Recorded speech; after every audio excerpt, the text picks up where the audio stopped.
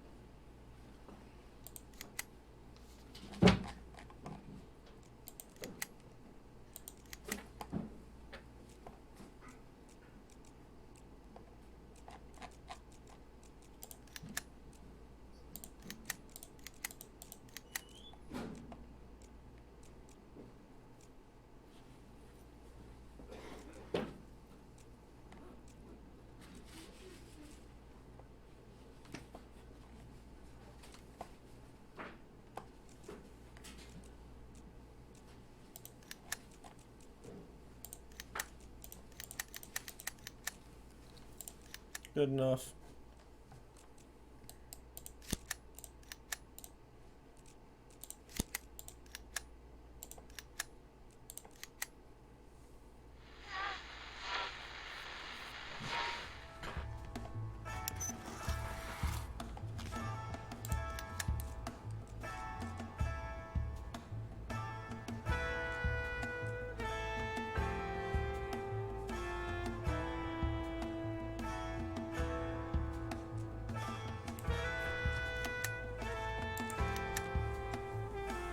We'll hold off. I'm wondering if top negotiation ends up winning us out. 514 in progress.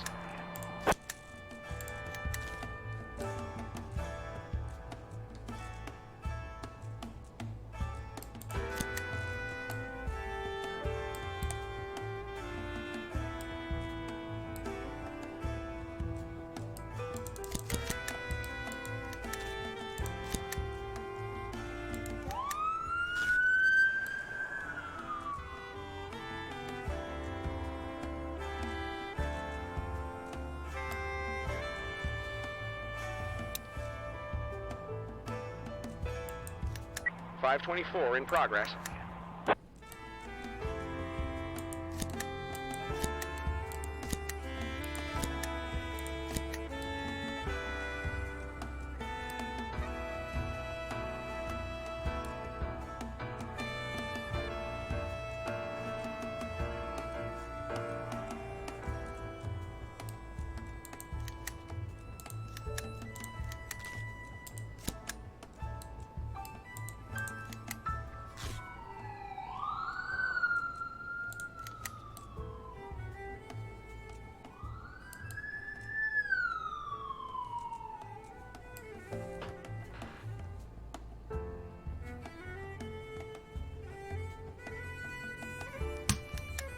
I've read that like 5 or 6 times, and it's 1:33 in the morning, so I'm not reading it again.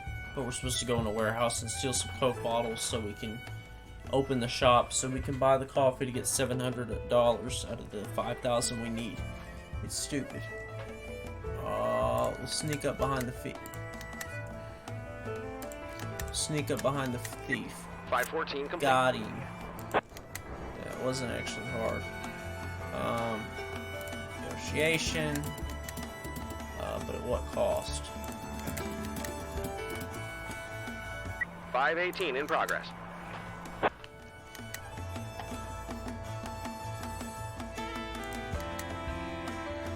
Young guy is smashing up the bakery because his favorite peach pies were sold out. Uh-oh.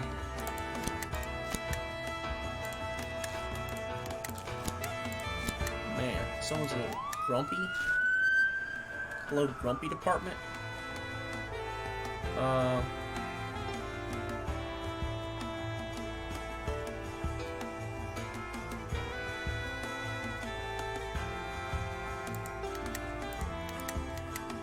524 complete. We got him. Got some super beans. 554 in progress. That guy was guilty. I could have leveled up more cops that way. I was rather silly not to on the day before, but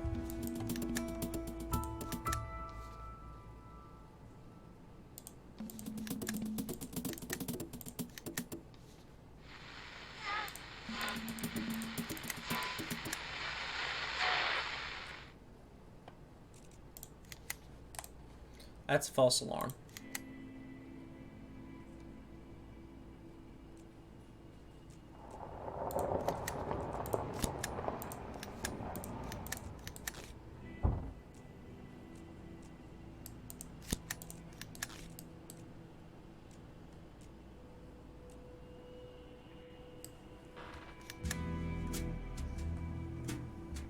.517 in progress.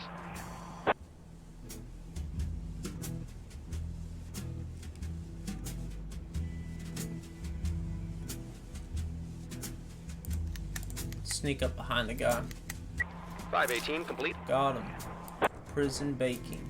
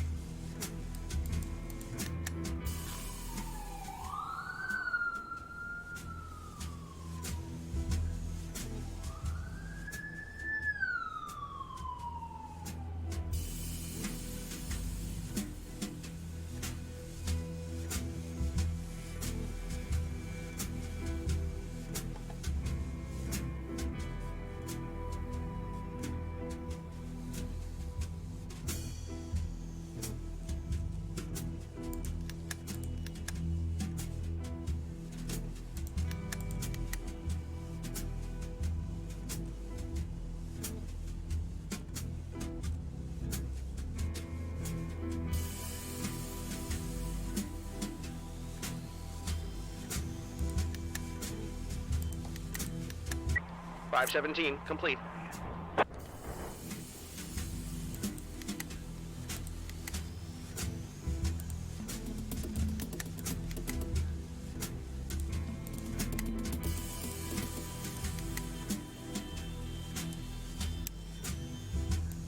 .510 in progress.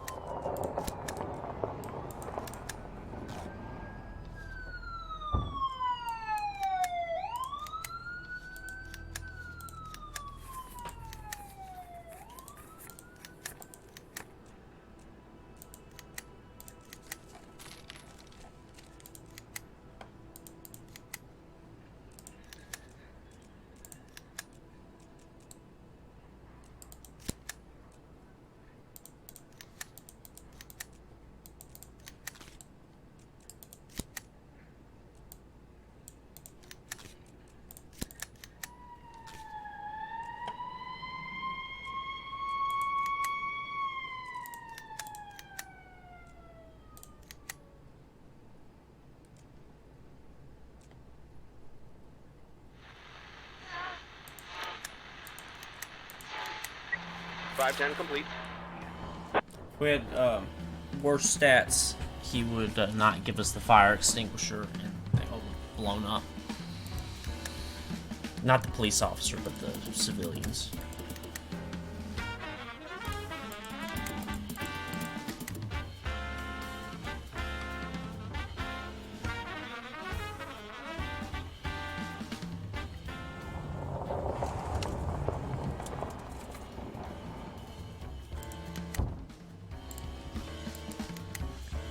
We got $720.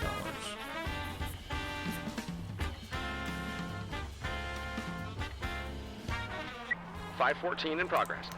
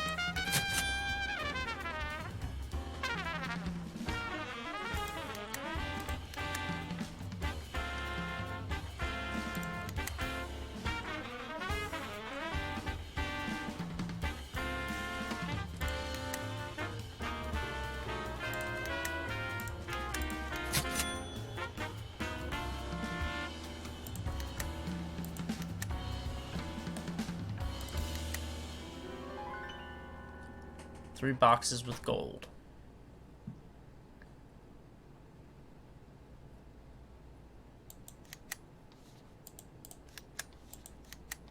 Three boxes with gold.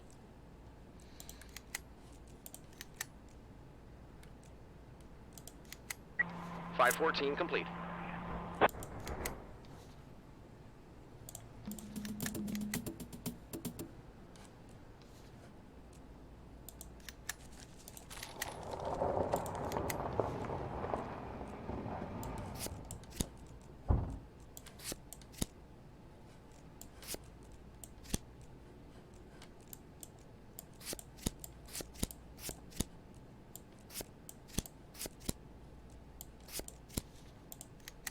We will indict him.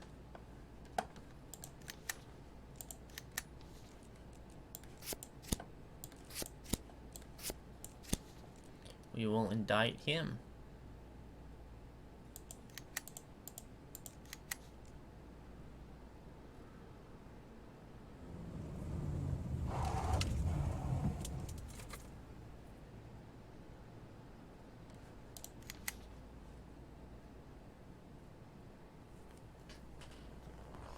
Top officer did it.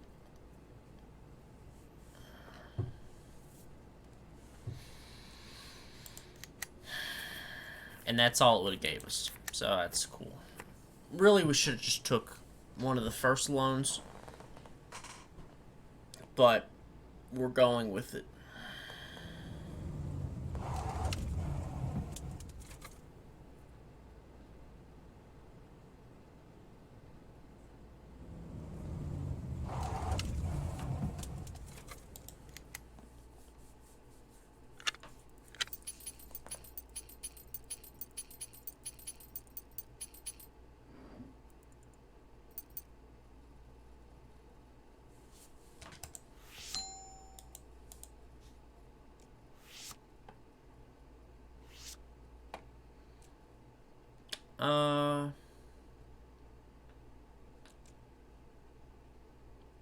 I don't really want any of them. Take him, I guess. And that's all.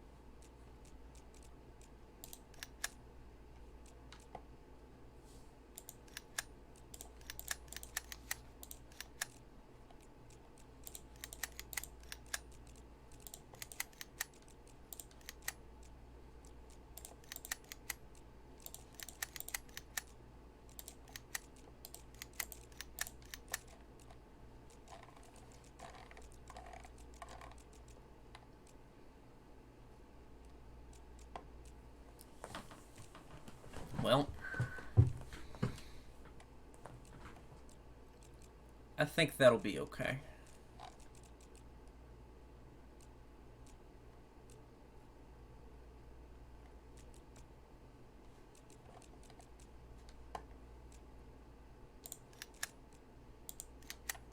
But I'll do that anyway.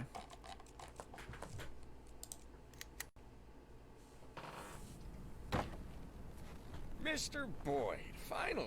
I was starting to wonder if you were going to spend the night. Shut your mouth. Mr. Boyd, listen, I understand you don't talk much. I get it. After all, you would never have... Well, you wouldn't have been able to do what you've done if you were a chatterbox. Yeah? But I'm not asking you for a big speech. I'm not asking you to give me a master class in corruption. No, nothing like that. I'm only asking for one small story about the DeVroom painting. The newspapers never gave out too many details since the investigation was ongoing. But what's the difference now? What's left to hide? The painting couldn't be found, right? You made extra sure that it couldn't be found. Well, let's drink a beer sometime. Not today, no, tomorrow, or the day after, or the day after tomorrow. Just whatever's good for you. You see, I'm really interested in this. How did you pick that job? I mean, what did you want with that picture? I mean, that one in particular. It's a pretty specific choice, you know. It's a controversial artist. The critics don't agree. I've never heard of corrupt officials stealing paintings. They all take bribes, just bundles of money in paper bags, you know. Of course, I'm not comparing you to those ordinary rotten geezers. Not at all. I just wanted to say that even though I don't know all the details, I see that you've got your own style. Whether you realize it or not, that's why the press called you the Caesar of corruption. You can find lots of kings of corruption in the newspapers. There's a new one every month, but I've never seen a Caesar. Because Caesar, that's not about the scale, but the style. Style is everything, right?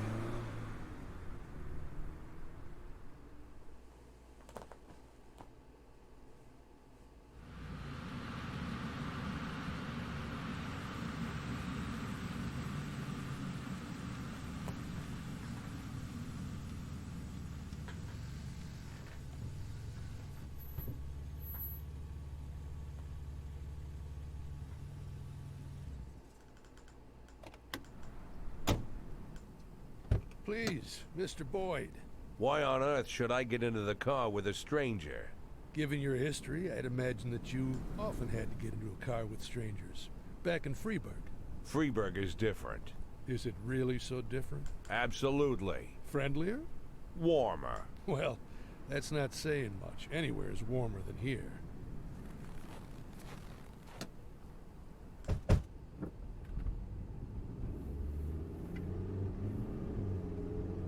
How? Excuse me? How did you know who I was?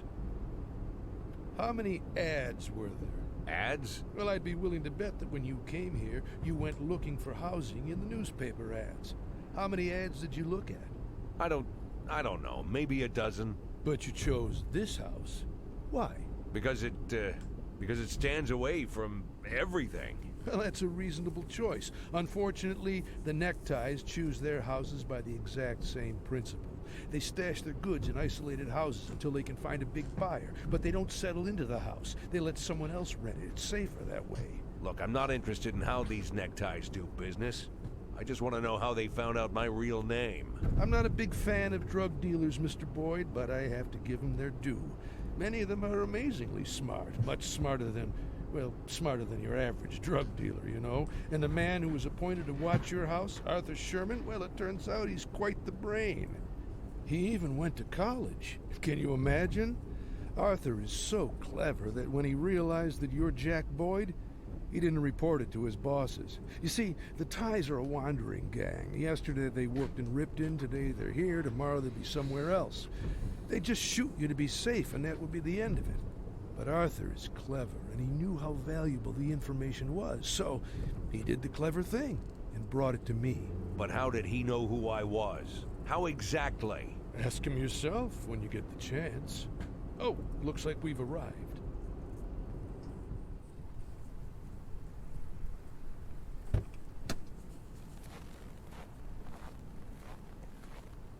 Mr. Boyd, are you coming? Are you completely out of your mind?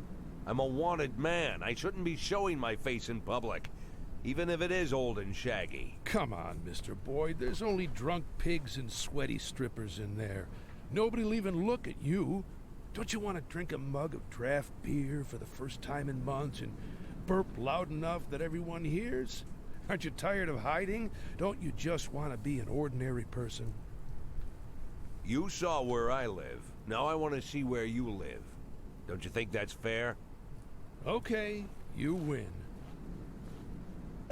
But I'll never believe that you don't miss letting loose. That's not the only thing I miss.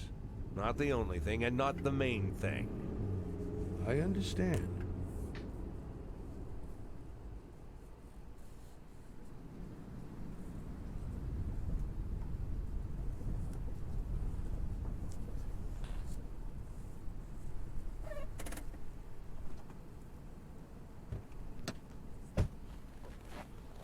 Well, here's where we live.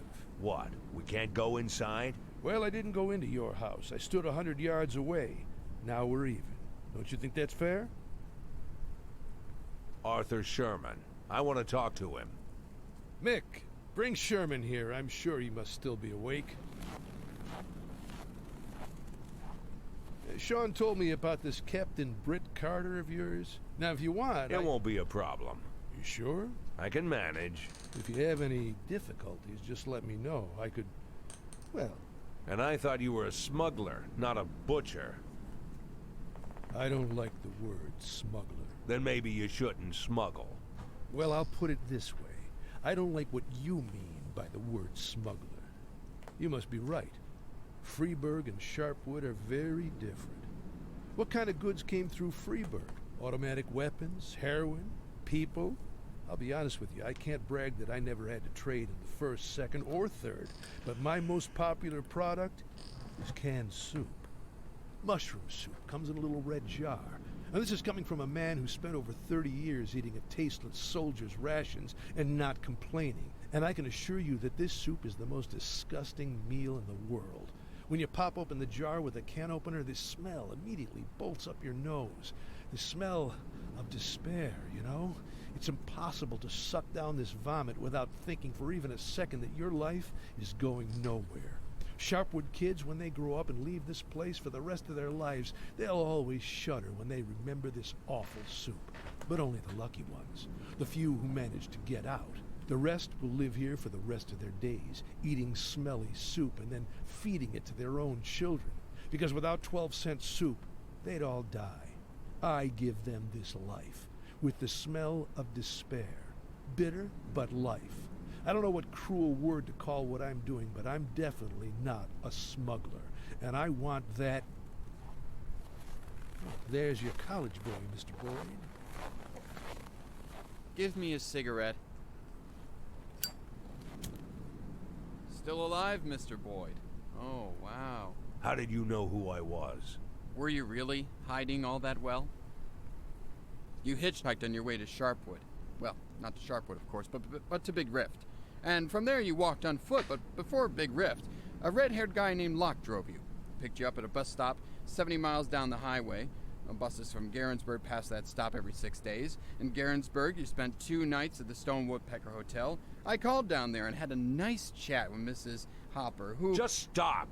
So you're really that clever, Arthur Sherman? Proud of your little investigation? If I'd known this investigation would turn me into a hostage to rednecks playing toy soldiers, I wouldn't have stuck my nose in your business, Mr. Boyd. Hostage? Arthur can't leave the barracks. It's for his own safety. In addition, he likes to live by military regulations. Isn't that right, Arthur? This shit you're pulling here isn't military order. It's the middle of the night, but everyone's awake.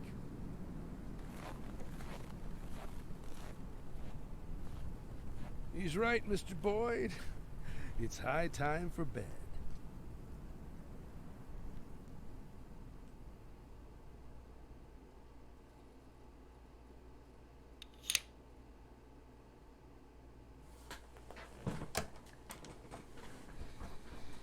All right, and we will